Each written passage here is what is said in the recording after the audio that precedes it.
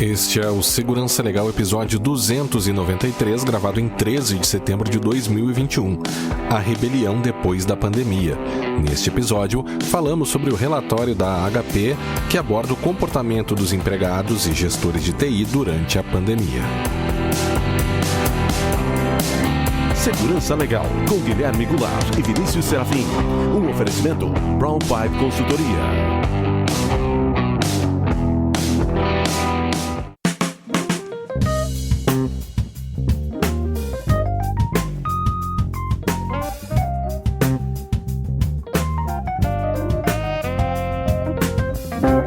Sejam todos muito bem-vindos, estamos de volta com o Segurança Legal, o seu podcast de segurança da informação e direito da tecnologia. Eu sou o Guilherme Goulart e aqui comigo está o meu amigo Vinícius Serafim. E aí, Vinícius, tudo bem?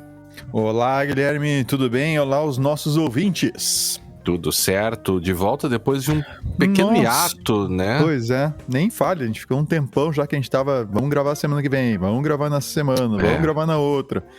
E vai, e a gente não conseguiu, mas estamos de volta, não vamos deixá-los sozinhos, fiquem tranquilos, o Segurança Legal vai continuar sendo o mais longevo podcast né, de segurança da informação do Brasil. Houve até boatos que o Segurança Legal tinha acabado e tal. Tinha sido vendido. Mentira. Tinha sido vendido. Tinha sido vendido para Magazine Luiza, que agora é Magazine Luiza. Pô, cara, Magazine comprou o Kabum. E quem gostava da Kabum, assim, quem já acessou lá para ver o que eu tô falando, eu fui acessar lá, cliquei para ver os categorias dos produtos. Integraram, né? Integraram a coisa, cara. Aí tu clica lá, agora aparece eletrodoméstico, carro, beleza e não sei o que mais. Mas pneu, esculhambou lá com o Kabum. Mas assim, Kabum, Magazine Luiza, não é nenhuma crítica. Se vocês quiserem um dia os nossos serviços, a gente tá pronto a prestá-los a vocês. Sim, a Magazine, a gente tá falando aqui, fazendo essa brincadeira, mas a Magazine Luiza comprou o Jovem Nerd, né? O Jovem Nerd, eu faz lembrei um tempo agora, já. Mas eu lembrei por causa da Kabum. Mas eles compraram o Jovem Nerd. Pois é. Eu acho até que a gente comentou num dos resumos aqui, inclusive. É possível. Mas eu preciso lembrar a todos que para nós é fundamental a participação dos ouvintes por meio de perguntas críticas e sugestões de tema. Para isso estamos à disposição pelo Twitter no @segurançalegal, e-mail podcast@segurançalegal.com, facebook.com/segurançalegal, se quiserem nos chamar por lá, mas a gente não é muito presente lá no Facebook. E no YouTube, youtube.segurançalegal.com, iTunes e Spotify. Também temos a nossa campanha de financiamento coletivo lá no picpay.me/segurançalegal e no apoia-se, apoia.se/segurançalegal. Todos os links vocês já sabem lá no nosso site. E o episódio de hoje, pessoal, envolve uma pesquisa que nós nos deparamos, o Vinícius acabou esbarrando com essa pesquisa, ou por ela, ou nela, né? Feita pelo pessoal da HP, do braço de segurança da HP, o Wolf Security. Na real, a pesquisa não é deles, né?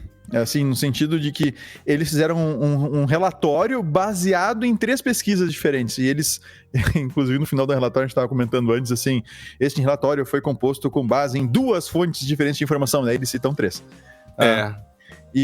Mas assim, ele é um compilado dessas 3 fontes, então não chega a ser efetivamente uma pesquisa da HP. Mas é um relatório, eu gostei bastante, tá? Né? É um relatório que fizeram com base na pesquisa e acho que ficou bonito, o layout dele ficou bonito, vai ter o link depois pra vocês baixarem e tudo mais.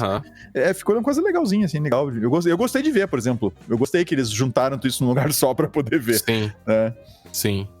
E chama a atenção porque mexe com alguns dos temas que a gente invariavelmente tá, todos nós, né, imersos agora, que é a pandemia. Então, um dos temas que é a pandemia, né?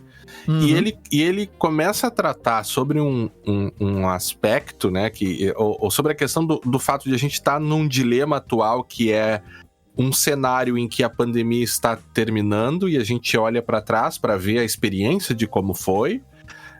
Mas também num cenário pós-pandemia, projetando algo que virá, ou olhando para o futuro aqui, daí a capa, né? Mas olhando para o futuro no sentido de, a gente viveu isso aqui até agora, mas a gente não sabe ainda como vai ser o retorno, algumas das informações e algumas das tendências que esse relatório aponta meio que também demonstra um pouco do que a gente tem visto e do que a gente tem sentido, que é essa figura do trabalho híbrido, né? De uma situação de vai um pouco para o escritório, mas também trabalha de casa, e os reflexos e desafios e problemas desse caminho, né? De como as pessoas estão atravessando esse caminho, focando tanto nos empregados como também no pessoal de TI. Então eles ouviram aqui apenas alguns detalhes sobre como se deu a pesquisa, né? Agora achei uma coisa interessante.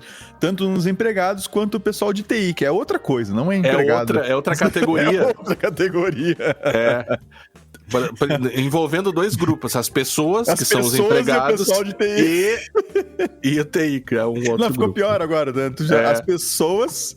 Né? Claro. O pessoal de TI não são pessoas, são outras coisas. Mas sabe que você fala rindo e brincando, mas tem um aspecto interessante que o relatório não trata, né? Mas é um pouco sobre essa questão psicológica de como os empregados de segurança e de TI estão passando por isso, e até quando a gente olha para esses últimos incidentes envolvendo ransomware, né? E o impacto na vida dessas pessoas que precisam, às vezes, ficar trabalhando por uma semana sem parar, sem dormir e tal. Uma coisa, esse relatório tem um ponto ali que ele fala que o pessoal da segurança tem se sentido, vamos dizer assim, que é realizando um trabalho ingrato. Ingrato, né? E se sentindo como os bad guys da história. Porque por causa da tentativa de restrição, de controles e coisas em nome da segurança que eles tentam fazer. E aí, bom, mas vamos entrar nos números. Eu acho que a gente começa a ver os números, que eles são bem reveladores. E uma coisa interessante, né, Guilherme? A gente tá falando, né, de olhar o passado e o futuro, né? Porque essas coisas que vêm nesse relatório aqui, elas não são assim tão novas assim, né? Ou seja, os números são interessantes, né? Que vai nos chamar a atenção. Mas algumas resistências às questões de segurança já são históricas, assim, a gente já viu bastante disso, né? Vamos lá, a gente tá há mais de 20 anos nessa área aí, então a gente já viu um bocado disso, não é algo necessariamente novo, mas vamos lá porque é interessante, vamos pro relatório. Bom, então, eles ouviram 8.443 empregados, que eles chamam aqui de office workers, que passaram a trabalhar de casa. E aí uma questão interessante que a gente fala aqui no Brasil em home office, eu acho que eu já comentei isso aqui no podcast, que esse termo home office não existe no inglês, né? Eles usam o termo working from home, inclusive com a sigla WFH, working from home. Então a gente que criou esse home office aqui, que meio que pegou, assim, mas não tem um paralelo não faz sentido em inglês, né? Só esse detalhe. Então, 8.443 empregados, 1.100 gestores de TI. A gente tá chamando de gestores de TI, mas eles chamam de IT Decision Makers, os decisores ali, né? Pegaram dados de 3 fontes, né? Que são esses detalhes mais técnicos.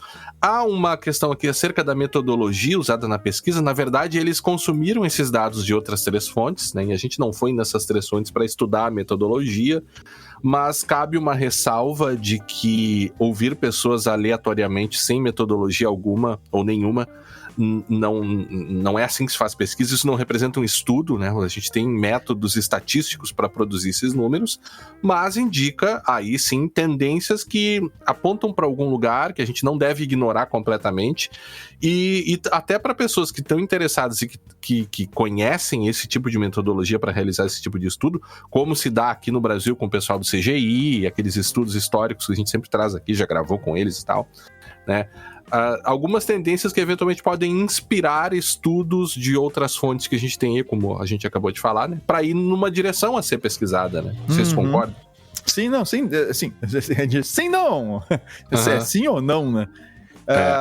Ali no final, onde o que eles chamam de metodologia, na verdade, seria somente as fontes, tá? Não há metodologia ali. E esses 8 mil e poucos que tu citou é de uma das fontes, não é? Eles não entrevistaram diretamente 8 mil e poucas pessoas. Então, ficam lá as 3 fontes no final do relatório, lá para vocês poderem, quem tiver esse interesse, vamos dizer assim, de metodológico, né, de ir lá atrás, nessas 3 fontes, e aí sim cada um desses 3 estudos encontrar a metodologia lá que foi citada. A gente está ciente dessa limitação, e para nós, assim, o que bateu, o que foi legal, que foi que a gente, vendo o que eles compilaram neste relatório, faz sentido, ou seja, é algo que para nós, né, fez sentido, se encaixou com a experiência que a gente tem, com as percepções que a gente tem. Algumas das coisas aqui não, a gente vai comentá-las também, mas a maioria sim, tá? Sim. Então por isso que a gente achou bem, realmente assim, isso aqui, na prática, no dia a dia, faz sentido. E aponta uma... E isso até o pessoal lá do The New School fala já. Esse livro o The New School of Information Security, Adam Shostak. 2008, eu tava vendo a data aqui de 2008. Mostra a capa do livro aí. A gente tá se vendo, o pessoal não tá nos vendo. Então, só isso, isso no caso é um podcast, né? É um podcast, é verdade, eu esqueci disso. Até a gente tá gravando aqui, Vinícius. Dá pra Vamos ver se a gente coloca ou não no YouTube. Vamos decidir isso depois da gravação aqui. Então mostra o livro. Se a gente vai decidir depois da gravação, mostra o livro. Daí se mostrar, já tá aí. Senão o pessoal fica assim, não mostrar. A gente tem que voltar a gravar, né? Tem uma tradução em português já, que a gente já comentou algumas vezes, mas esse é de 2008 aqui, ó. Cita o segundo autor, o Guilherme com tudo classificado, é o Adam Shostak. É o Adam Shostak e Andrew Stewart. Andrew Stewart, ok. Só pra gente não deixar o Andrew, né? Pobrezinho do cara. Escreveu também, a gente só fala do Adam Shostak. E eles falam aqui sobre o aspecto da psicologia da segurança, né? Que é uma coisa que, assim como ocorre com uma série de outras áreas que estão se abrindo cada vez mais para essa visão interdisciplinar, né? Ou seja, trazer insights de outras ciências para dentro da sua área. O pessoal do The New School já falava sobre isso há algum tempo. E aí, eles tratam sobre alguns aspectos, e o próprio título aqui, né, Vinícius? Rebelião, né? Tem um aspecto psicológico de como as pessoas se sentem, sobre como as medidas de segurança influenciam na sua vida, e talvez essa questão das pessoas estarem indo para casa agora, né? Talvez reforce uma tendência que a gente já via acontecendo, né? Já enxergava isso acontecendo, mas a gente tá vendo essas medidas de segurança impactando na vida do empregado dentro da casa dele, né? E talvez... ou não surtindo efeito justamente por estar dentro da casa. Que é aquela coisa de tu não conseguir fazer com que a política de segurança da empresa continue sendo respeitada agora no novo ambiente. Então, que é um ambiente que ele tem um controle do usuário, né? Um controle maior do usuário e tem uma ingerência maior por parte da empresa. A empresa não consegue, né, controlar todos os aspectos daquele ambiente ali. Né? Então, é bem delicado e isso gera essa não é só rebelião, mas a rejeição, né? O nome do documento é Rebellions and Rejections Report. Então, não é só rebelião, são rejeições. Assim, eu me rebelo contra algumas coisas e rejeito certas coisas. Vamos começar pelas primeiras e a gente vai comentando cada uma delas? A gente entrar logo nos números? Eles têm uns títulos bem interessantes aqui sobre como eles organizaram, né, a coisa. Por exemplo, eles começam com a rebelião dos usuários, é um dos primeiros títulos. E como subtítulos eles têm aqui o cenário de apatia. Eles destacam muito, e acho que esse é um negócio interessante da gente abordar, Vinícius, que talvez até fuja um pouco da nossa área de estudo, mas alguns números relacionados ao pessoal os empregados de 18 a 24 anos. Né? Exato, a um público mais jovem ali, né? Eles pesquisaram. Eles separaram em apatia, em frustração e circumvention, que seria a burla, né? O burlar, o dar a volta, fazer o bypass, né? Então eles separaram nessas 3 aí. E eu não sei se tu quer comentar cada um deles, mas eu vou... Pode ir tocando o que tu achar interessante, a gente vai comentando ali. Eu destaquei ali da apatia, o pessoal pode ver depois todos os números lá. Da apatia me chamou a atenção aquele número de 54% daqueles trabalhadores, né, daqueles funcionários, né, de 18 a 24 anos, estão mais preocupados com as deadlines, ou seja, com os prazos, tá, do que expor o negócio em um vazamento de dados. Né? Isso aí. Então, 54% se preocupam mais com o deadline e menos, coloca em segundo, terceiro, quarto lugar, que seja, a preocupação com a exposição do negócio com um data breach, ou seja, com um vazamento de dados. Lembrando que esses são os WFH, né? Os Working From Home, empregados que estão trabalhando nesse novo contexto. E eles colocam um outro ponto ali, vou pular para a frustração, depois você pode voltar para a Pati se quiser também. Da frustração, o que eu destaquei foi o terceiro item, que foi 48%, né, dos empregados pesquisados dizem que as medidas de segurança resultam em um monte de... E é literalmente um monte, a lot, tá? Em um monte de perda de tempo. Tá? E essa é a questão da frustração, ou seja, perdem muito tempo por causa das questões de segurança. Tá? Provavelmente porque tem que autorizar acesso a isso, tem que ter daí tu tenta acessar, não consegue, aí tem que pedir de novo, aí tem que... esse tipo de coisa. Tá? E olha que interessante, tá? 31% dos empregados entre 18 e 24 anos tentaram burlar a segurança. Subverter as regras, né? Subverter as regras de segurança. Tentaram, de alguma maneira, burlar os controles que estavam ali postos. Agora, isso aqui é por isso que a gente até trouxe a gente trouxe essa questão do passado e do futuro, né? Porque a questão do pessoal se preocupar mais com deadlines do que com vazamento de dados, ou eu diria até do que com segurança de maneira geral, tá? Das pessoas acharem que tu perde muito tempo com as medidas de segurança e o pessoal tentar dar a volta, isso aqui sempre aconteceu. Antes da pandemia. E eu te digo o seguinte, eu tenho uma experiência, não posso citar aqui, obviamente, o nome do local, mas teve um local aqui onde eu tô envolvido de alguma forma e eu resolvi, junto com uma outra turma lá, dizer assim, galera, vamos acionar segundo fator de autenticação aqui para todo mundo nas contas do Google. Porque realmente estava começando a ter problemas e tal. Tu não tens ideia do que os usuários tiveram, assim... Da resistência, né? A resistência, cara, foi muito grande. Olha que o Google facilita muito. Tem lá um aplicativo instalado no celular, ele te pergunta lá, é você ou não é você, e siga a vida, né? Sim, você clica no... né? Vai no celular. Aperta com o botão ali dizendo que sim, deu, acabou. Tá feito o segundo fator ali. É uma forma de fazer. E... olha, eu poderia dizer tranquilamente que boa parte das pessoas pensaram, pelo menos naquele momento de implantação, pensaram que era assim, uma simples perda de tempo. E perderam tempo mesmo, que tiveram problemas. Alguns tiveram problemas, o celular não recebia a notificação, tiveram que instalar o aplicativo de novo, tava com o aplicativo velho, ou um celular muito antigo, alguma coisa assim, então tiveram algum problema nesse sentido. E, de fato, um monte de gente tentou dar a volta. Claro que não é uma volta técnica no sentido de tentar violar o mecanismo e tal, mas uma volta... administrativa. Sim, então, não, assim, pra mim não.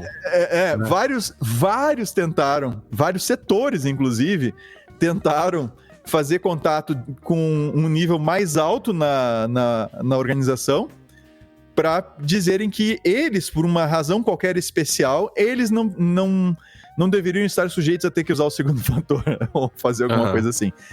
Então, a gente já vê isso há muito tempo pré-pandemia, quando a gente fala de segurança da informação, o pessoal não acha assim que é uma perda de tempo, realmente os prazos são mais importantes do que tu expor a empresa a um risco de vazamento de dados. Sim, a entrega do serviço ou do produto é mais importante do que a segurança. Isso sempre foi assim. Isso sempre foi assim. Nós estamos falando de 20 anos para trás, entende? Sim, sempre foi assim. E era pior, então... porque hoje em dia o pessoal ainda se preocupa com segurança. 20 anos atrás, pelo amor de Deus, né, cara? A gente tinha cliente 20 anos atrás, ou seja, tinha gente se preocupando com segurança, mas tu contava nos dedos quem tava fazendo alguma coisa nesse sentido. Tá, mas o teu ponto então é que esse número aqui tá chovendo no molhado, tá mostrando uma coisa que sempre foi assim, porque a gente tem um outro problema, sim, até que eu acho que é importante, acho que é real, é importante, mas não é novo. Não, eu até gostaria de falar aqui uma coisa, que é o seguinte, sobre a questão metodológica, né? a gente não tem histórico. Seria muito legal ter um histórico pré e pós-pandemia para ver esses exatos números aqui, né? Porque, você está medindo isso com as pessoas que estão trabalhando de casa, mas você não tem um histórico ou anterior, uma questão né? de comparação, Sim. Agora, eu acho usando que a mesma metodologia, claro, aquela coisa toda, para poder comparar. Por isso que os estudos do CGI aqui são pelo menos para o nosso contexto, são fundamentais, porque você tem uma extensa metodologia de como aquilo é produzido, ou seja, aquilo é repetido ao longo do tempo, exato, tu consegue... e você vê as tendências, claro.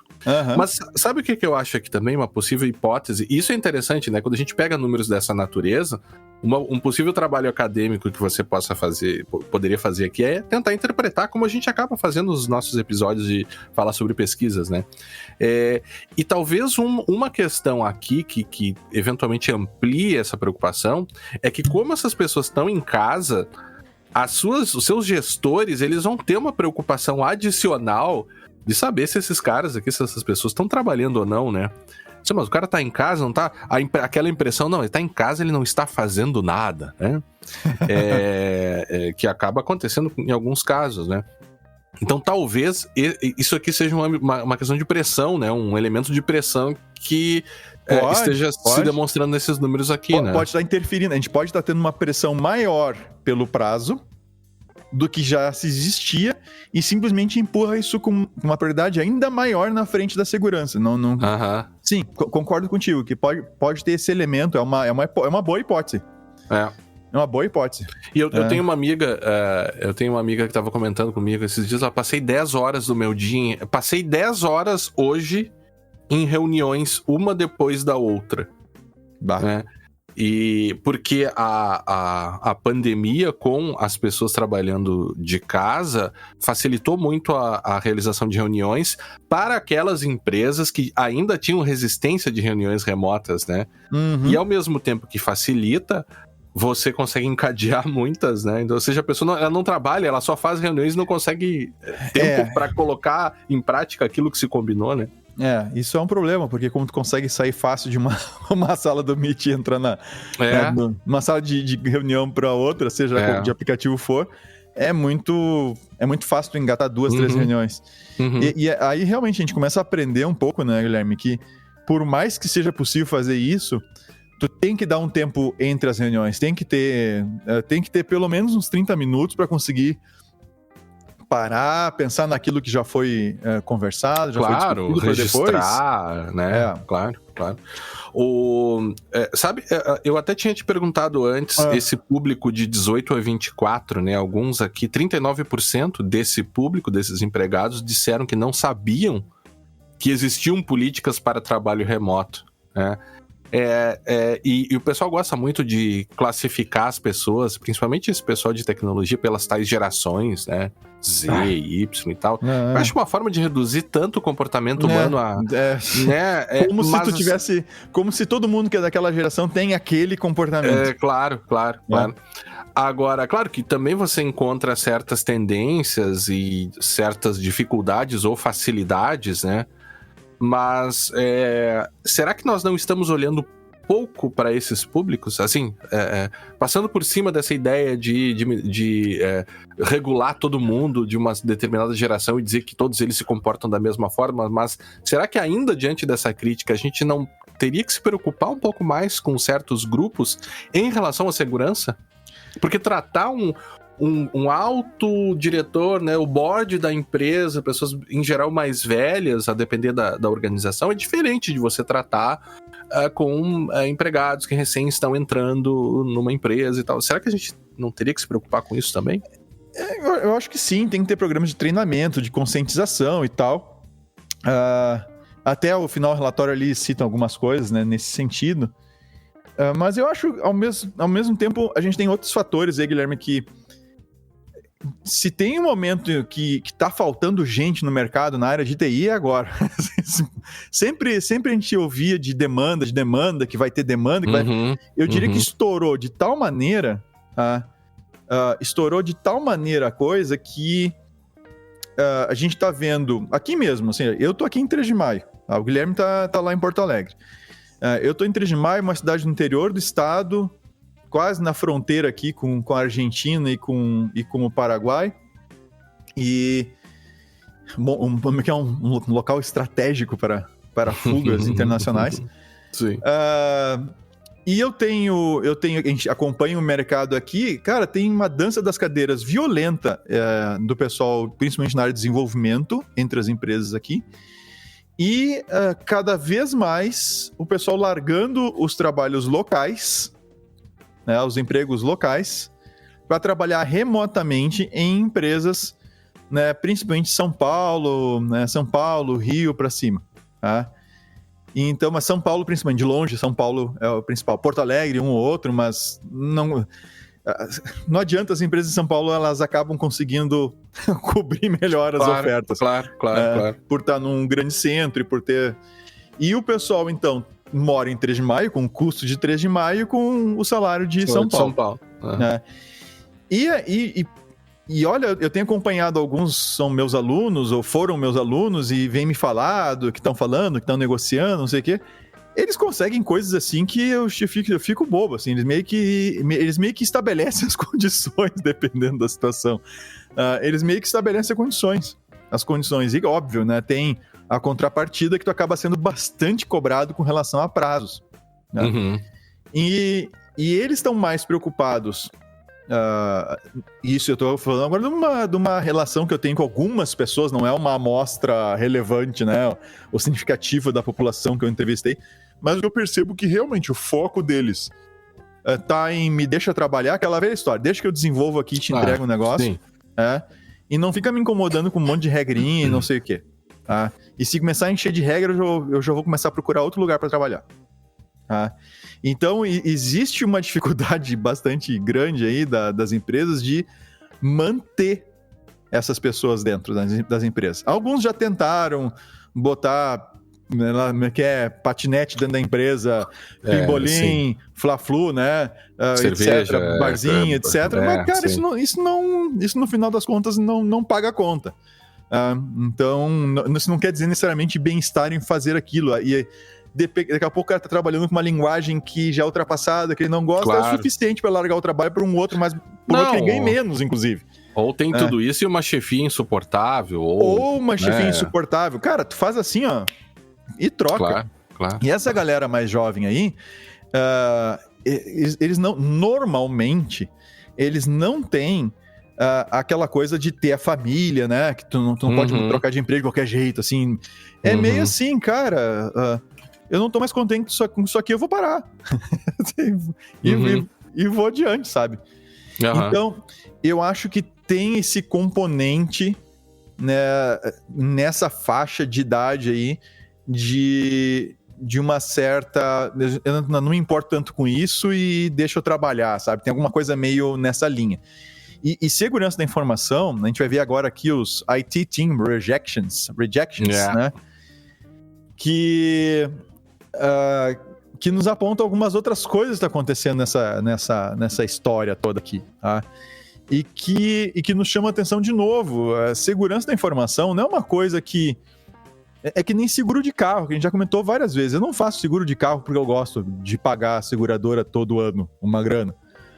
Eu faço porque eu tenho ciência que existe um certo risco, né, de eu me envolver em acidente ou coisa parecida. E se eu não tiver o seguro, eu tenho receio de ter um prejuízo maior do que eu tenho pagando o seguro. Mas é algo que está ali. E a segurança, nesse sentido, depois a gente vai comentar um pouco mais sobre isso, mas a segurança nesse sentido, se ela fica toda hora aparecendo para ti, se ela não é transparente, se ela fica toda hora aparecendo na forma de um acesso negado, contact, se eu não sei o quê, ou tenta acessar lá, subir alguma coisa pro repositório da empresa e tu não consegue, etc., tu começa a ter esse tipo de... Ou no Linux, quando você vai fazer qualquer coisa lá que você não consegue, ele dá uma mensagem padrão, né? Esse incidente será reportado. Tem até uma tirinha que mostra esse incidente será reportado aí do tipo pra quem, né? Aí tá o Papai Noel recebendo o incidente lá do Linux. Mal garoto. Mas...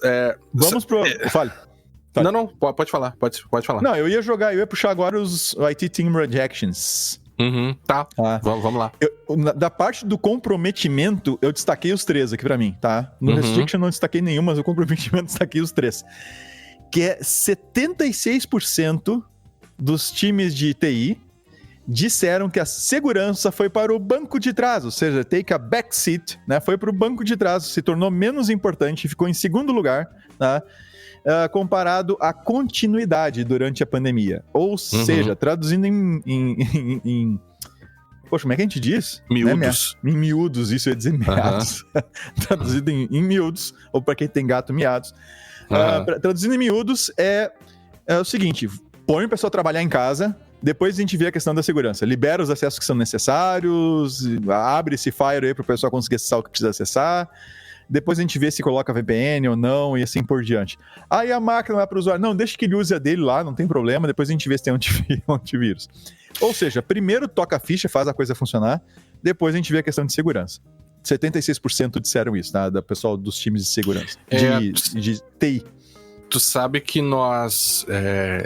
isso é interessante porque... É claro que você teve um impacto inicial ali, que foi permitir que as coisas continuassem funcionando nesse novo contexto por conta de uma pandemia. Ou seja, muito provavelmente esse cenário ele é muito peculiar, né? Você não coloca lá, pelo menos até agora não, né? Mas nos seus planos de continuidade, pandemias que trazem desafios para a segurança muito igualmente peculiares, muito específicos, né? Então, eu acho que é isso, assim, que também tem que ser ponderado nesse número de 76%. Agora, ao mesmo tempo, eu acho que tu vai por esse caminho também, isso aqui tá longe de ser algo novo no sentido de você... Às vezes a gente dá segurança e agora com a pressão da LGPD isso fica mais, entre aspas, fácil de se fazer, porque você tem a pressão da lei. Olha, se você não fizer isso, você pode, né, se sujeitar a uma multa e parará. Agora, isso sempre foi assim, a gente meio que precisa ficar implorando, pelo amor de Deus, olha, isso aqui é relevante, prestem atenção nisso, senão a coisa vai, né? Então acho que a gente tá meio nesse contexto, assim, né? Assim, realmente, isso definitivamente não é novo, Guilherme. De estar em segundo plano sempre esteve. Tá? E olha que, vamos lá, né? Que nem eu comentei antes. Isso não é de hoje. Não é de 10 anos atrás. Isso é de 20 anos atrás, tá, pessoal? A gente não é tão velho assim, mas a gente já tem alguma experiência. E a gente conviveu em situações que justamente isso, assim, a segurança sempre colocada em segundo lugar, como é o seguro de carro, é até natural. Eu não tenho carro pelo seguro, tá?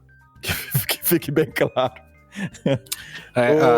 Eu não sei se eu comentei contigo, a minha corretora esqueceu que o meu seguro tinha vencido. Falei isso? Não falou, daí ficou sem seguro. Eu me lembrei, eu aí. Tava fazendo café esses dias, não, mas peraí, o meu seguro. Aí fui ver, tava um mês já andando sem seguro. Que bom. Enfim. Esse outro número aqui, Vinícius, 90 e... Esse é o tipo de coisa que a gente cortaria, aquela coisa que ficou no ar, assim, a gente cortaria. Mas como não tem edição, vai direto. Não, mas tem a ver com risco, lidar com risco, né? 91% disseram sentir pressão do pessoal da TI, né, ou da segurança, 91% não, pessoal disseram... da TI, dos times de TI, não TI, da segurança especificamente, né? 91% disseram sentir pressão para comprometer requisitos de segurança para garantir a continuidade. Aí uma coisa que eu me pergunto mas de quem vem essa pressão? Isso é interessante, né? Claro que vai depender da organização empresarial sob quem está o time de TI, ou para quem o time de TI responde, né? Mas é interessante você notar que você tem pessoas tomando esse tipo de decisão num contexto atual de LGPD para nós e de GDPR para o mundo europeu e de regulações cada vez estaduais americanas cada vez mais sendo, né, colocadas, né, e de contextos de repetidos incidentes e de multas lá. A Amazon recém foi multada lá, sei lá quantos milhões de euros. E aí você fica pensando que 91%, que é um número... É quase todo mundo, né? Sentem esse tipo de pressão, ou seja, você tem um tipo de gestão aí quase que criminoso para fazer uma gestão assim, né? Criminoso no sentido de você responder, a depender do caso, até criminalmente Mas você tem pessoas que podem responder por esse tipo de pressão, né? Legalmente, criminalmente, que SA e coisa assim. A questão é que enquanto tu tá... Sabe aquela coisa que enquanto não põe o nome embaixo na decisão, dizendo eu assumo isso aqui, ela é uma coisa que fica nebulosa, assim. Né? Então, é muito tranquilo tu deixar rolar, sabe? O deixar rolar é o seguinte: enquanto ninguém fala nada, enquanto ninguém registrar num documento, num e-mail, etc. Até a gente falava sobre isso agora há pouco. Enquanto a gente não registrar enquanto não materializar a coisa na forma de de um registro, seja por e-mail, um relatório, etc., provavelmente a coisa meio que se dilui e se perde no tempo. Agora, a partir do momento que tu gera um e-mail, que tu demanda uma resposta, que tu entende que tu provoca a necessidade de uma resposta, de uma frente a uma determinada situação, uma decisão a ser tomada, aí tu começa a ver, né, as preocupações, e aí começam as discussões e tudo mais. Mas isso eu acho que é meio geral com tudo, tá? Então tu pega, para pegar de novo a ideia do seguro, né? Tu faz... Se eu vou fazer eu vou... não, seguro não é algo assim tão importante, né? Beleza, né? Eu vou falar da minha família, acho que não tem problema, né? Meu sogro não tem seguro no carro, tá?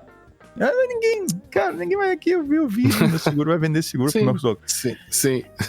Às vezes ele quer me emprestar o carro dele, que eu não vou dizer que tipo que é, tá? E que é bastante útil pra sair no interior. Ele empresta pra sair. Se for o caso, eu peço pra ele lá e vou, tal, em vez de meter o meu na estrada. Só que quando eu saio com o dele sem seguro, eu tô ciente que talvez eu tenha que pagar um carro igual dele para ele depois. Porque como não tem seguro nenhum, eu é que tô dirigindo, né? Então, naquele momento que eu tô na direção daquele carro ali, eu me preocupo bastante. Tá? Agora, no momento em que o carro não é da pessoa... ou seja, no sentido de, vamos supor, eu poderia ter um outro comportamento, né? Eu dirijo profissionalmente lá pro meu sogro, não é o caso, tá? E, obviamente, e aí ele não faz o seguro. Bom, aí eu posso dizer, esse negócio não é meu, a decisão não foi minha, e eu vou tocando desse jeito mesmo, sem seguro, e vamos embora. Então, se acontecer alguma coisa, eu vou dizer, tu que não quis fazer seguro, entende? O problema não é meu, é teu. E tem um pouco disso quando tu não tem... Enquanto tu não define exatamente quem tomou a decisão dentro da empresa. Que quando tu tem que botar um nome da decisão a tomada, em que tu tem que escrever lá que tu está aceitando o risco de, se tu não fizer tal coisa... a coisa muda de figura. Tá, mas deixa eu te colocar uma pergunta aí, que é o seguinte: será que tu não tá subestimando as organizações de maneira geral? Porque essa é uma outra coisa, né? Eles não, salvo engano, eles não colocaram qual tipo de empresa que eles estão medindo aqui, né? Não, então geral, ele pode estar tratando de uma pequena empresa até um banco multinacional, multinacional. Porque, a depender do tipo de organização que você está tratando, você vai ter programas de conformidade. Eu logo pensei na Petrobras, mas também com os mesmos problemas que a gente viu ocorrendo na Petrobras. Mas ele... A Vale. A Vale e tal. Teve uma mas auditoria lá das barragens. Das barragens, né? Teve auditoria de tudo aquilo que aconteceu. A gente também seria, talvez, acho... da nossa parte, usar esses dois exemplos para colocar em xeque todos os programas de conformidade do mundo é um pouco... Não é isso. Não. Leviano, né? Seria muito leviano. Mas deixa eu colocar a pergunta. O que eu quero dizer é o seguinte: será que a gente não está subestimando empresas com programas de conformidade, vamos lá, não perfeitos, mas existentes, que não vão levar em consideração esse tipo de decisão? Porque esse número, para mim, parece um pouco... Eu não consigo entender isso aqui. 91% estão sendo pressionados a bypassar ou comprometer requisitos de segurança. Sentiram pressão. Sentiram pressão. Porque em organizações pequenas em que as decisões não são, né, tomadas de uma maneira responsável, no sentido de você conseguir identificar quem fez o quê, eu até entendo, mas em grandes empresas isso é inadmissível. Cara, né? Mas talvez seja ainda pior. Exatamente por tu ter muito mais gente, equipes muito maiores. Então, É aquela coisa, cara, a gente já... Assim, desde o início da nossa atuação na área de segurança da informação, cada vez que a gente ia atingindo um novo patamar em termos de porte de cliente, cada vez que a gente ia dando um passo adiante, a gente sempre tinha aquele receio que talvez vários de nós já tenha, trabalhando na área, já tenha sentido também, de assim, não, agora eu vou entrar num cliente que eu não vou ter muito o que fazer, não vou ter muito o que contribuir, porque os caras já devem ter tudo. Tá? E no final das contas, a gente teve várias vivências nesse sentido ao longo desses 20 anos aí, em que não é assim. Realmente não é assim. E às vezes tu tem uma estrutura muito grande, tu tem sim um monte de controles, às vezes controles, assim, quando tu tem, sabe, tipo uma 9001, assim, não temos 9001, aí tu pede os processos, sim. Daí tu tem problemas com os processos. Então, certificações e tal, que a gente sabe muito bem que depende muito de quem tá auditando. Cara, uma década atrás, eu posso dizer uma década atrás? Posso, sim. Pensar, um pouco mais de uma década atrás, a gente viu um auditor, uma dessas grandes, pegar o que? Ele pegou... Sim, me dá uma lista de usuários que já foram excluídos do teu sistema, né? Que eu vou tentar me logar aqui. Aí ele pegou a lista de usuários, foi pra tela de login do sistema, colocou o nome do usuário ali e tentou chutar umas senhas, assim, um negócio, cara, que sem cabimento nenhum. Ele não conseguiu se logar, ok, o usuário foi excluído. Cara, da onde isso, sabe? E é um auditor. Então, tem auditoria, tem programas e tem programas. É que a gente tá pegando os extremos, né? Aí eu insisto nisso, a gente tá pegando alguns extremos e tal, de uma coisa, né? Não dá pra dizer que toda auditoria é assim, né? As nossas não são assim, por exemplo, né? Mas o que me preocupa é isso, é você colocar pressão, ou a gente tá, sim, e esse número se justificaria, diante de uma situação extrema de pandemia, cuja a sobrevivência da empresa depende de levar as pessoas para casa, e aí essa pressão, essa não calibragem entre a empresa precisa sobreviver e qual vai ser o nível de segurança ótimo, que não seja zero, mas também que não impeça as pessoas de trabalharem de casa. Compreende o desafio que a gente tem aí também, cara, né? O meu feeling de sentimento... Feeling de sentimento Meu feeling de sentimento é o seguinte, cara. É que a segurança sempre foi posta em segundo lugar com relação à continuidade... A continuidade do negócio e vamos mais adiante, não só a continuidade no momento de crise, que é o que tu colocas, mas também no sentido de eu conseguir me colocar rápido no mercado. Sim. Desde o caso do Microsoft. Exato, assim, sempre foi assim. Eles já não são mais assim. Não, já não são mais assim há muito tempo. Tá? Agora, mas há vários anos atrás, tinha essa coisa do vamos fazer de qualquer jeito e depois a gente vê. Né? Vamos ganhar mercado, depois a gente ajeita. Então, sim. Mas enfim, vamos adiante dos números aqui, porque senão a gente tem várias coisas destacadas aqui. Hein? Esse aqui é ótimo. 83% acreditam que o work from home se tornou uma bomba relógio. O senhor está cortando as coisas. Tem que dizer que 83% do quê? A gente tá falando sobre o time... Não, a gente tá falando do time de TI aqui. Do time de TI. Já passamos pelos usuários, encerramos os usuários e agora estamos no time de TI. 83% das mães argentinas pensam que... 83% dos times de TI, a partir de agora só falaremos de times de TI, né? Acreditam que o work from home se tornou uma bomba relógio. Ou seja, uma bomba prestes a explodir. Uma bomba relógio. Bomba relógio. Exatamente. Que em algum momento você vai ter um problema. Uma bomba relógio para uma quebra, para uma violação, para um network breach. Tem um problema envolvendo a rede. E que isso, e aí, agora falamos nós, né? Isso é algo tão sério que em algum momento você vai ter um incidente. Eu até tinha notado aqui o caso do TJ, né? Aqui do Rio Grande do Sul, foi atingido por um ransomware.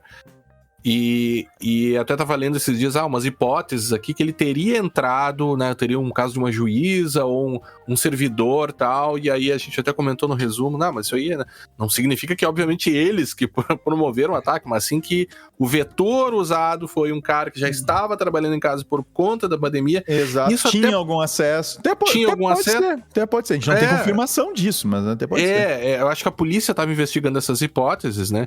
E aí você fica pensando, poxa, mas isso é representativo demais, né?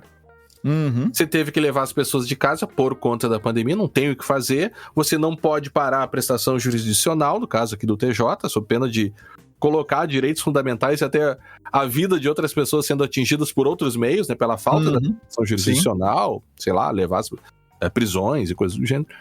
Ou decisões, né, necessárias ali para a vida de algumas pessoas. Só que você tem isso acontecendo e essa percepção de que é uma bomba relógio, ou seja, se entende que há problema, se vê quais são os problemas, mas você não pode resolver, porque as pessoas têm que trabalhar por conta da pandemia, como a gente vem dizendo, e em algum momento isso vai explodir, porque se não explodir, aí tá todo mundo errado também, né? Na parte da segurança, né? Se não diminui muito as medidas de segurança e nada acontece, também é uma outra hipótese interessante. Tem alguma coisa tem alguma coisa errada. Não é? Bom, da parte das restrições ali, Guilherme, eu não destaquei nada ali. Eu não sei se tu quer destacar alguma coisa. Não, eu posso só ler aqui que 91% do pessoal de TI agora, né, atualizaram as políticas para compreender o working from home, né? E 78% restringiram acessos a sites e aplicações, que é um número bem interessante. A minha percepção seria menor do que essa. Eu fico vendo assim, imagina tu trabalhando em casa, no teu ambiente, e tu não podendo acessar certos sites. Tá bom. Claro. Não, e aí é um negócio da metodologia que eu acho absurdamente relevante para esse tipo de pesquisa, né? Relevante ou irrelevante? Relevante para a metodologia, que é como é que tu elimina o viés daquele que responde à pesquisa. E para usar o exemplo do seguro que tu invocou muitas vezes hoje, o contrato de seguro, e falando agora sobre o contrato de seguro em si, é um dos contratos em que você tem a necessidade ou a importância da boa-fé nesse contrato, ela é muito maior do que talvez em todos os outros contratos. Não sei se todos os outros, mas nesse é muito importante, porque você não pode mentir. Você, enquanto segurado, não pode mentir para a seguradora, porque eles calculam o risco com base nas informações que tu dá. E aí, nos mais variados tipos de seguro, isso é relevante. Você bebe, você fuma, você diz que não, mas teu risco vai estar, ou ainda o carro. Você vai trabalhar com carro, aí você vai e mente que não vai. Olha, você tem um problema de cálculo de risco ali, e isso pode interferir depois se eles descobrem que tu... Você é motorista de aplicativo, você diz que não, e tem um seguro que seria para um cara que deixa o carro em casa, né? Então, eu disse tudo isso para dizer que o profissional que responde... Pra dizer. Disse tudo isso para dizer que você, enquanto pesquisador, pergunta pro responsável pela implementação de medidas de segurança se ele tomou alguma medida de restrição de sites e aplicativos durante a pandemia, e ele, que é a pessoa responsável por implementar aquilo, ele tem uma tendência de dizer que ele aplicou, porque ele vai estar dando uma resposta principalmente se ele for identificado de alguma maneira. Aí que depende da questão da metodologia. Se for anônimo, se ele tiver garantia de que a resposta dele não vai de maneira nenhuma ser vinculada a ele, ok, a tendência é ele ser mais sincero. Agora, tu dizer de forma nomeada, identificada, que tu não fez nada nesse sentido, ou que nem aquela pergunta, né, de pesquisa, você investiu fez o investimento do orçamento de segurança neste ano? Cara, se tu fez... se tu não fez, é um problema. Tu dizer que não fez. Ainda mais se tem algum tipo de situação envolvendo a questão de segurança. Sim, porque o básico, vamos lá, né? Restringir acesso a... Não pode dizer que não tinha dinheiro, por exemplo, né? Tinha orçamento e não fez. Não, O básico aqui é a restrição de acesso a sites e aplicações. Né? Vamos dizer, uma medida básica aqui para quem vai estar trabalhando ligado à rede da empresa, por exemplo. Você vai dizer que nem isso você fez, você tem um viés aí que é muito difícil de você cortar nesse tipo de pesquisa, e por isso que metodologia é tão importante assim. Porque se você for perguntar coisas para quem toma as decisões, talvez ele não seja a melhor forma de você adquirir aquilo. Adquirir aquela informação. Ou ainda quando perguntam, você usa drogas ilícitas? Poxa, é muito raro, né, que o cara vá admitir. Diga o seu nome, diga o seu CPF, agora seu RG, seu telefone, seu endereço. Você usa drogas ilícitas? Por último aqui, Vinícius, acerca ainda do time de TI, eles ainda falam sobre o desânimo, e os números também são bem representativos. Sim. O que eu destaquei foi o do meio ali, tá? Mas eu vou ler todos os três. Eu vou ler primeiro o destaque, que é 80% dos times de TI disseram que a segurança em TI se tornou uma tarefa ingrata.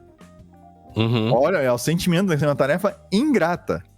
Cara, pra te sentir uma tarefa ingrata, assim, é quando tu tá fazendo uma coisa que tu nem... Assim, tu tem qualquer coisa menos prazer em executar aquela tarefa. Tu lembra qual é o termo que eles usam em inglês? Thankless task. Entre aspas. Ingratidão, né? Thank de estar grato, né? Exato. Interessante, E aí, 80% dos times de TI experienciaram um pushback, ou seja,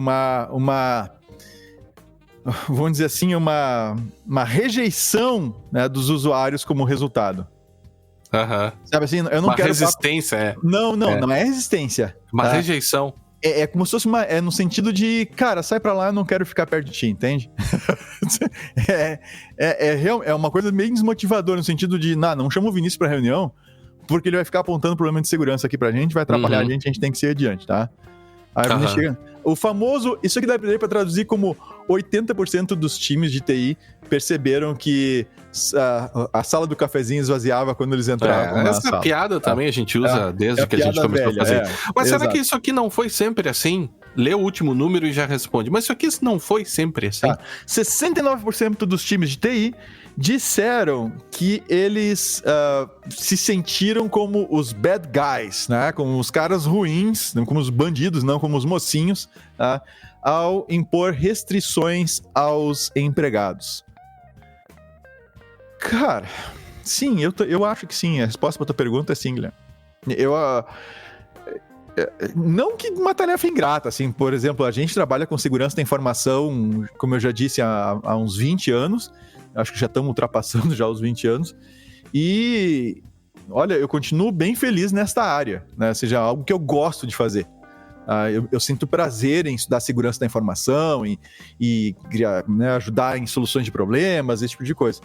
Mas eu nunca senti eu com uma tarefa ingrata, isso não. É que a gente trabalha como consultores, né? Como consultor, exato, isso que eu ia dizer. É diferente, agora, né? No dia a dia, tá? Tu tem que ficar brigando para conseguir impor algumas questões de segurança que são óbvias. Que são óbvias, deveriam ser coisas... Mandatórias, pela lei. Pela lei, não sei o que, blá, blá, blá.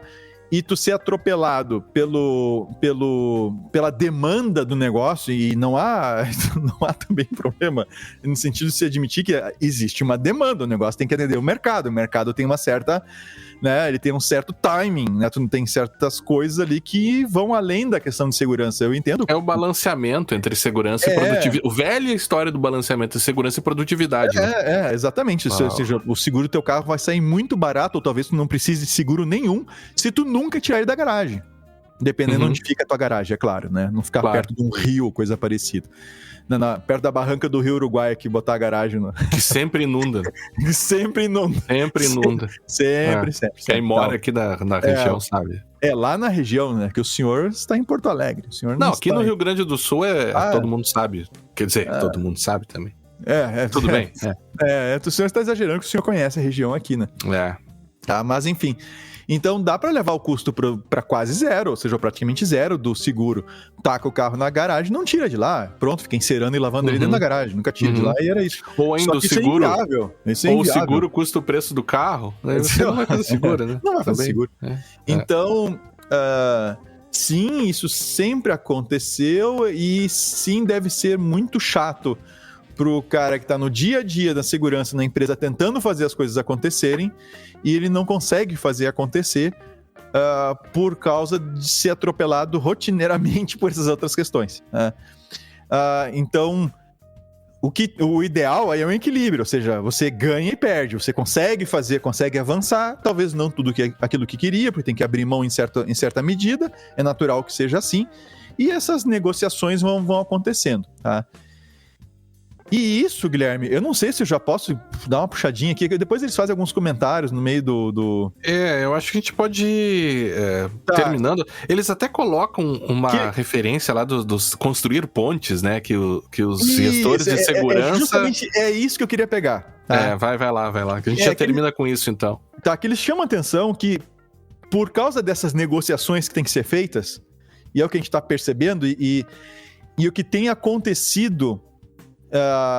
é que por vários, a gente já vem discutindo e falando isso há bastante tempo, olha que a TI não é mais uma área que a gente faz o que a gente quer, né? No sentido sim, cara que nem se discute mais, isso não, tu já tem uma série de leis, tem uma série de coisas aí que regulamentam, que controlam, claro, tudo mais, tá? Claro. E então essas coisas ao mesmo tempo que criam, que dão mais trabalho para a TI e dão mais trabalho, inclusive, para a área de segurança, ao mesmo tempo, elas aumentam a importância da área de segurança. Então, dá uma cacifada, digamos assim, na área de segurança, para conseguir negociar, não vou dizer em pé de igualdade, mas negociar em melhores condições, né, o aumento do nível de segurança dos sistemas, dos ambientes, etc.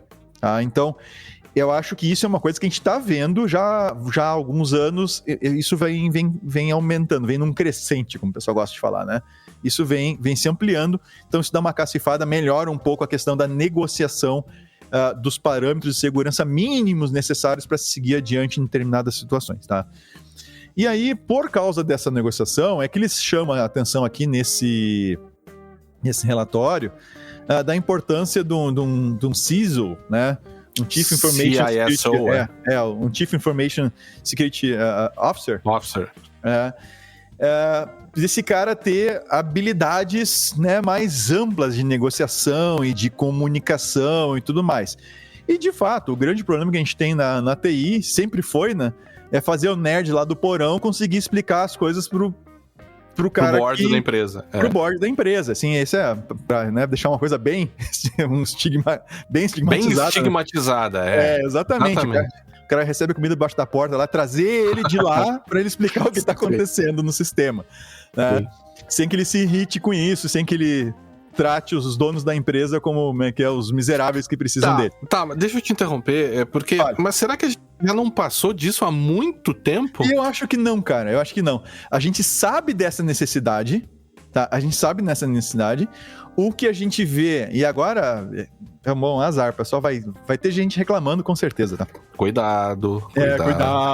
Mas assim, a gente sabe disso, mas o que a gente vê coisas como gamificação para fazer a galera assim empolgar com a segurança, ou como é que eu vou dizer assim, não, que eu tenho que fazer um programa para incentivar as pessoas a cuidar da segurança. Fazer o bonequinho da segurança. O bonequinho da segurança, cara, tenta fazer isso para seguro, meu amigo. Assim, se me aparecer um cara assim, oi, eu sou o segurinho, eu vim fazer o seguro do seu carro. Porque é necessário. Mas isso tá acontecendo, o pessoal tá gamificando a seguradora, tratando dados pessoais, aquela história toda. Né? Aí, assim, mas aí tu faz uma coisa dessas, tá? Que inclusive, quem foi que falou isso, cara? Alguém... Poxa, a gente comentou em algum episódio aqui que o cara respeitava a inteligência dos seus leitores. Sim. Eu esqueci o nome dele, cara. A gente comentou isso aqui. tá? Sim, é interessante fazer um programa, fazer algo com material que visualmente talvez auxilie, ajude o pessoal a entender, a compreender. Mas essas coisas de tu tentar tornar um negócio que não é palatável, não é uma coisa agradável, entende? Tu tem que ficar se preocupando com segurança da hora, tu tá tentando seguir com o projeto adiante e tem que voltar tudo porque, cara, tem um problema aqui que avacalha com a segurança do teu software inteiro. Isso não é uma coisa assim que a gente consiga vender fácil, no sentido de... Né? Claro, Venha, é muito difícil de vender. Se junte a nós nesse esforço. Tá, mas o gestor de segurança construindo pontes e essa história que eu tinha perguntado antes, isso, será que nós já não superamos esse paradigma do cara lá embaixo que não consegue dialogar com o board? Será que em muitas instituições, eu acho que sim. Acho que isso já está absurdamente profissionalizado. Né? Mas aí é o seguinte, aí tem... A gente tem uns gaps aí bem complicados, porque é muito fácil tu falar no mindset, tu falar no CISO, no CISO, tu falar no Purple Team, no Red Team, no Blue Team, no Colorful sim, os jargões. Os N jargões, falar a língua. Cara, é lindo, cara, é muito bonito. Agora, no vamos ver ali mesmo, aí você vai ter que... A questão é até que ponto tu vai comprar as brigas que tem que ser compradas. Por exemplo, nós como consultoria, é nosso papel, o cliente nos paga para isso, né, para dizer para ele, cara, isso aqui é importante, tá? Mas não sei, bom, eu não sei o que tu vai fazer, eu não sei como é que com essa informação.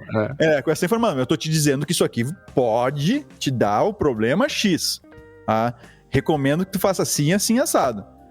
Agora, eu não quero fazer... Ok. Ou seja, ele está assumindo essa responsabilidade. Né? E por isso que é muito difícil aquela velha questão do santo de casa não faz milagre. Tá? Eu já senti na pele isso. Tá? E aposto que muitos dos que nos ouvem na área de TI sentem isso. Tu tá lá no dia a dia avisando o negócio a tempo. Aí chega lá um consultor, o cara... diz a mesma coisa que você falou. Diz a mesma coisa, às vezes com as mesmas palavras. E aí o pessoal para assim, realmente, viu, fulano? A gente tem que se preocupar com isso. E o cara fica responsável de se enfiar. Porque, meu Deus, eu tô repetindo isso há tanto tempo. Eu acho que acho que já dá pra gente ir terminando, Vinícius, mas eu acho que tem uma questão aí de certos conflitos de interesse, né? Sim. Eu acho que nós temos muitos ambientes em que isso foi superado, viu? E eu tenho certeza que você tem, sim, sobretudo em grandes empresas, gestores de segurança com esse viés, com esse diálogo, com essa questão de construção de pontes, sabe? Agora, eu acho que ainda tem muito espaço para isso ser resolvido. Sim. E aí nós temos esse problema que também precisa ser superado até por conta da LGPD, né? Aqui no Brasil, que é você não incorrer no erro de você definir como DPO, como encarregado, cargos que possuem conflitos de interesse com a própria função de DPO, né? Então, que é o erro que alguns ainda cometem, me parece. Claro, depende muito da organização, também não dá para generalizar, mas a gente sabe que não deve haver conflitos de interesse com esse cargo do DPO. Só para concluir, e aí você pega o cara da segurança, né, ou do compliance, talvez do compliance até mais se justificaria, mas da segurança e coloca ele como DPO. E aí você tem um conflito de interesses que se porque o profissional até pode conseguir lidar com isso, né? Ele tem que ter um grau de reconhecimento das suas atividades e de lidar com conflitos até da sua própria, né? Um grau talvez de ética de trabalho muito elevado, e ainda mesmo que talvez ele sem querer ele possa cair em certos conflitos de interesse até para proteger seu cargo, enfim. Claro.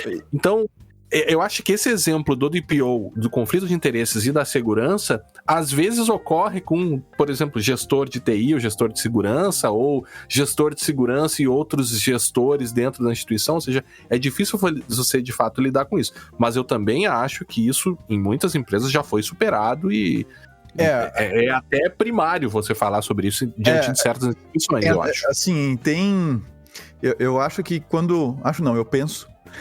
Quem acha não acha nada. Eu penso que a primeira, pegando essa questão do conflito de interesses, quando tu pega a TI, né, e dentro da TI tu tem tudo, inclusive a segurança, essas questões de prazo e tudo mais, obviamente ficam e a questão de segurança, elas se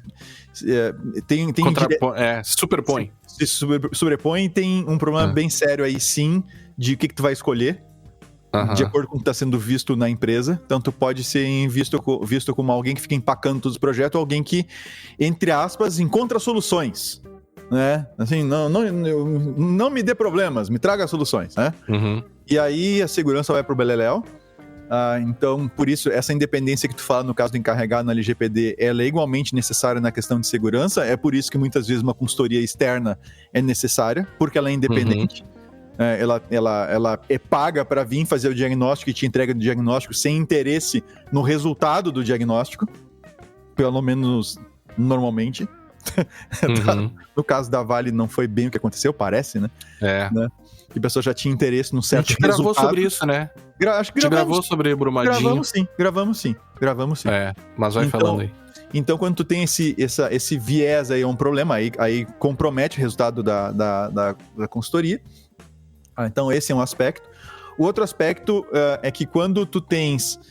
quando a organização, enquanto ela é pequena, ela tem as desvantagens de uma organização pequena, de pequeno porte e tal, porque tem menos gente, tu não consegue separar tão bem os setores, etc, etc. Mas a comunicação é muito mais próxima, os caminhos que as coisas seguem são muito mais curtos, né? Entre a TI e o board da empresa pelo caminho é mais curto, é mais rápido. E quando tu vai para uma estrutura que ele é muito grande, tá? Que ela vai... Tem o setor disso, o setor daquilo, assim, tudo separadinho, com vários níveis e não sei o quê. Tu tem uma distância, talvez perigosa, não quer dizer que vai efetivamente acabar com tudo e não vai servir, tá? Mas tu passa a ter uma distância muito grande entre o que está acontecendo lá na TI, tá? E as decisões que estão sendo tomadas lá em cima no board. Então, se houver essa distância e se isso virar um problema, não conseguir fazer as coisas chegarem até lá, o que é natural que as coisas aconteçam é que as coisas vão sendo filtradas. É a chamada pirâmide da ignorância, que nós já citamos aqui em outro episódio, nem vou tentar lembrar, que eu com certeza não vou conseguir lembrar. Que é a medida que tu vai subindo na pirâmide... O que demonstra bastante sobre a pirâmide da ignorância, né? Exato! Então tu tens que a informação ela vai sendo filtrada cada vez mais, até que chega num ponto que não é mais aquela mesma informação. Então, que ela já tu não tem mais a percepção talvez mais fiel à realidade. Então, é bem delicado, e como tu disse, a gente está generalizando aqui, e se alguém ficou triste que a gente generalizou, eu acho que o seu caso é diferente, você pode nos contratar. Manda uma cartinha. Não, nos contrate a Brown Pie, que vai até lá e faz uma coisa específica para o seu caso. E ou diz manda uma carta para caixa postal. Caixa postal. O episódio de segurança em Brumadinho foi o 188. 188. 15 de fevereiro de 2019. Beleza. Eu acho que... E o quê? Fale. Não, era isso. Eu ia já terminar. Eu ia dizer sem mais para o momento. Eu só queria dizer que eu acho que talvez ainda seja um pouco cedo, né? E essas questões eu acho que não estão fechadas. A gente precisa de mais tempo ainda para ver como isso vai se desenvolver. E talvez alguns incidentes adiante para que daí as pessoas se deem conta, como aquela velha história de como as pessoas reagem a risco, né? Vamos ver. No fim, volta pro início, né? O ciclo fechando. A montanha-russa da segurança, Da segurança, da percepção do risco. Bem. É isso aí, ó. Gravamos então sem edição. Gravamos sem edição. Agradecemos a todos. Isso. Agradecemos a todos que nos acompanharam até aqui. Nos encontramos agora no próximo episódio do podcast Segurança Legal. Até a próxima. Até a próxima.